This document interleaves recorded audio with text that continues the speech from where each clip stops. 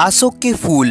आचार्य हजारी प्रसाद द्विवेदी का निबंध अशोक के फूल भारतीय संस्कृति और इतिहास को एक साथ जोड़ता है। इसमें वे अशोक के फूल को सिर्फ एक साधारण फूल नहीं बल्कि भारतीय सभ्यता के विकास और बदलाव का प्रतीक मानते हैं। उन्होंने बताया कि अशोक के फूल का भारतीय धर्म, कला और साहित्य में बहुत महत्व है। महान कवि कालिदास ने अपनी कविताओं में इसे इतनी सुंदरता से वर्णित किया है कि यह पाठकों के मन में हमेशा के लिए बस गया है। लेखक कहते हैं कि अशोक का फूल सौंदर्य, प्रेम और जीवन के आनंद का प्रतीक है। भारतीय महिलाएं इसे अपने आभूषणों में सजाती है और धार्मिक कार्यों में भी इसका उपयोग करती है। इस तरह यह फूल भारतीय संस्कृति का एक महत्वपूर्ण हिस्सा बन गया है। हजारी प्रसाद द्विवेदी जी ने अपने निबंध अशोक के फूल में इसकी सांस्कृतिक परंपरा और महत्व को उजागर किया है। वे इस फूल को केवल एक साधारण पुष्प नहीं बल्कि भारतीय संस्कृति के पुराने गौरव का प्रतीक मानते हैं। जब लेखक सोचते हैं कि यह फूल अब भुलाया जा रहा है तो उनका मन उदास हो जाता है। वे उन प्राचीन काल के वैभवशाली दिनों की कल्पना करते हैं जब कालिदास के काव्यों में अशोक का फूल एक नववधु के गृह प्रवेश की तरह शोभा और गरिमा बिखेरता था। कामदेव के 5 फूलों में आम, अरविंद यानी कमल और नील कमल को अब भी सम्मान मिला है, लेकिन चमेली की लोकप्रियता थोड़ी कम हो गई है, मगर अशोक का फूल तो पूरी तरह भुला दिया गया है। लेखक सोचते हैं कि क्या ऐसा सुंदर फूल सच में भूलने योग्य है?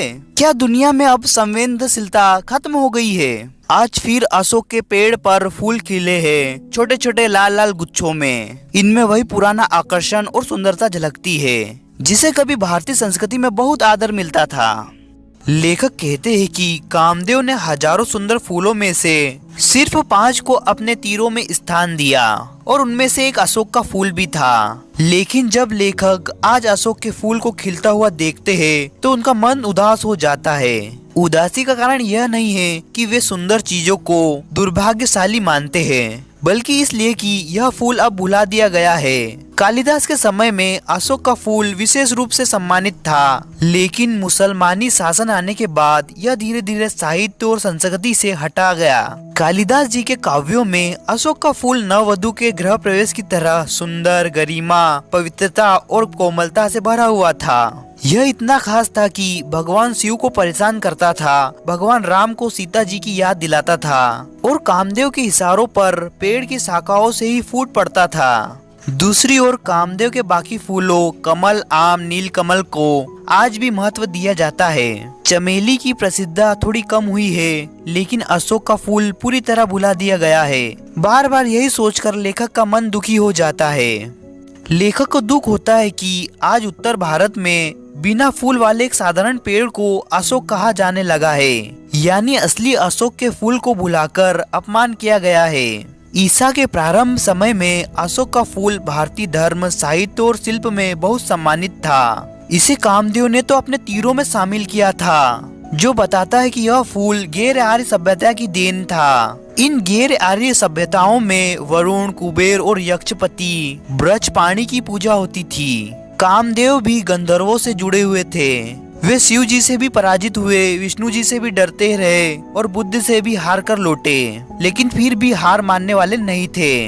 वे बार बार नए अस्त्र आजमाते रहे और शायद अशोक का फूल उनका अंतिम अस्त्र था। कामदेव ने अपने नए अस्त्र अशोक के फूल से बौद्ध धर्म को प्रभावित किया, शैव परंपरा को मोहित कर लिया और शक्ति साधना को भी झुका दिया। इसका प्रमाण वज्रयान, कोल साधना और कापालिक मत से मिलता है। रविन्द्रनाथ टैगोर जी ने भारत को महामानव समुद्र कहा है, यानी एक अनोखा देश है जहाँ असुर, आर्य, शक, हूण, नाग, यक्ष और गंधर्व जैसे कई जातियां आई और मिलकर आज के भारत की संस्कृति बनाई। हम जिसे हिंदू परंपरा कहते हैं वो वास्तव में आर्य और गैर आर्य परंपराओं का मिश्रण है। लेखक आगे बताते हैं कि एक बार कामदेव ने शिव जी पर प्रेम का बाण चलाया, लेकिन शिव जी के क्रोध से उनका शरीर जलकर राख हो गया। वामन पुराण के अनुसार कामदेव का रत्नमय धनुष भी टूटकर धरती पर गिर गया। जहाँ धनुष की मूठ यानी हैंडल थी, वहाँ चंपा का फूल उगाया। जहाँ धनुष के हीरे जड़े थे, वहाँ मोलसरी के सुंदर फूल खिल गए। लेखक आगे बताते हैं कि स्वर्ग की चीजें जब धरती पर आती है तो वे और भी सुंदर बन जाती है। नीलम यानी इंद्रनील मणि से गुलाबी पटल फूल बना। चंद्रकांता मणि से चमेली का फूल बना। मूंगा यानी विद्रुम से बेला का फूल बना। कामदेव का कठोर धनुष टूटकर कोमल फूलों में बदल गया। आगे हम बात करते हैं अशोक वृक्ष के रहस्य के बारे में। पुरानी मूर्तियों बरहूत बोधगया सांची में दिखाया गया कि संतान चाहने वाली स्त्रियां वृक्षों के पास जाती थी। ये स्त्रियां अक्सर कमर पर सिर्फ एक मेखला यानी पट्टा पहने होती थी। अशोक वृक्ष इन सभी वृक्षों में सबसे रहस्यमय माना जाता था। पुरानी मान्यताओं के हिसाब से बताया गया कि चैत्र शुक्ल अष्टमी को व्रत रखने और अशोक के 8 पत्ते खाने से संतान सुख की प्राप्ति होती है। अशोक के 2 प्रकार के फूल होते हैं। सफेद अशोक तांत्रिक सिद्धियों के लिए उपयोगी, लाल अशोक प्रेम और आकर्षण बढ़ाने वाला। आगे लेखक प्राचीन आर्यों और अन्य जातियों के संघर्ष के बारे में बताते हैं। आर्यों के संघर्ष।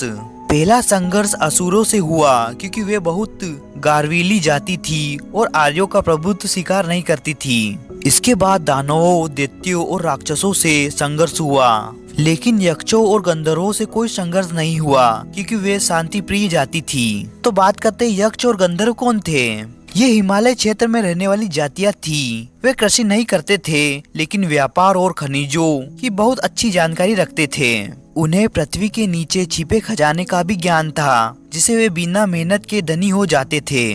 अब हम बात करते हैं जातियों का विभाजन कैसे हुआ। जो जातियां हार नहीं मानती थी उन्हें बाद में बुरी नजर से देखा गया, जैसे असुर, राक्षस, दानव, दैत्य।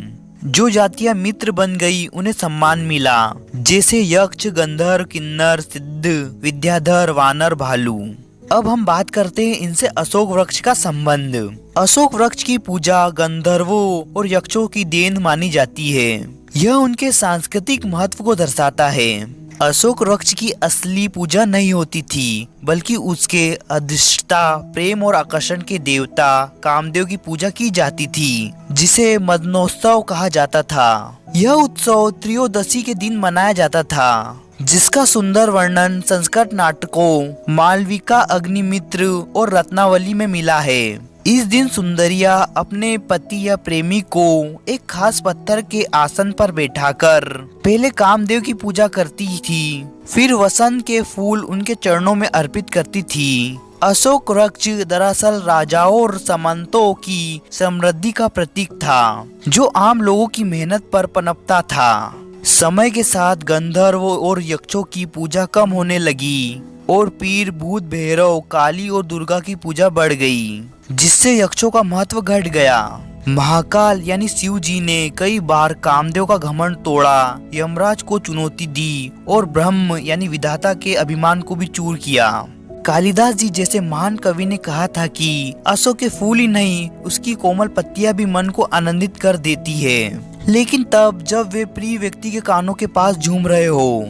भगवान बुद्ध ने कामदेव पर विजय पाने के बाद वैराग्य यानी सांसारिक मोह से दूर रहने का मार्ग अपनाने वाले का एक समूह बनाया। यक्षों के देवता व्रजपाणी भी इस धर्म में शामिल हुए और बुद्धित्व प्राप्त करने वाले बन गए। इसके बाद व्रजयान नामक बौद्ध धर्म का नया मार्ग शुरू हुआ, जिसमें कामदेव को भी त्रिरत्नों बुद्ध, धर्म और संघ में स्थान मिला। आज भी अशोक का पेड़ उसी तरह आनंद में झूम रहा है जैसे 2000 साल पहले झूमता था। कालिदास जी ने इसी सुंदरता और आनंद को अपने तरीके से महसूस किया। उसी तरह अपने लेखक भी कहते हैं, मैं भी इसे अपने तरीके से महसूस कर सकता हूँ, इसलिए उदास होने की कोई जरूरत नहीं है। दोस्तों वीडियो अच्छा लगे तो इस वीडियो को लाइक कीजिए और चैनल को सब्सक्राइब कीजिए। Thank you for watching.